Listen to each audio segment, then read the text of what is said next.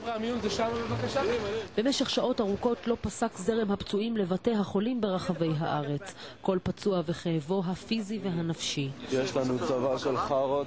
זה 4 מג"בים עם אבנים בידיים. 4 סמניקים עם אבנים בידיים חבטו בראש שלי. למרות שהוא יצא החוצה ואמר להם, אני רוצה ללכת, המשיכו עם העלות.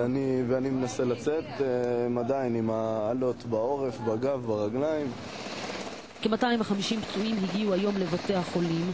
נער בן 15 נפצע קשה והוא מאושפז במחלקת טיפול נמרץ. 5 אנשים נפצעו בינוני והשאר נפצעו קל. מרבית הפגיעות הן פגיעות ראש שנגרמו מאבנים שנזרקו וממכות עלה.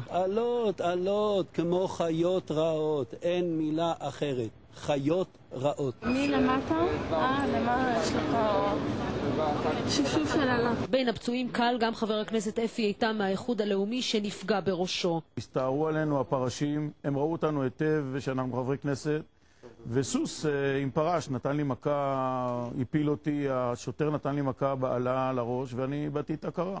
השוטרים, החיילים והמתנחלים שרק כמה שעות לפני כן עמדו זה מול זה נאלצו לשכב זה לצד זה בבית החולים. לרגע נדמה שזה לא היה פשוט לשני הצדדים. נפצעתי ביד לצערי, נזרקה לעברי אבן שבר את היד כשהוא נפל מהטרסה כשהוא רץ. זה הכל. גיבור תרבות נהיה.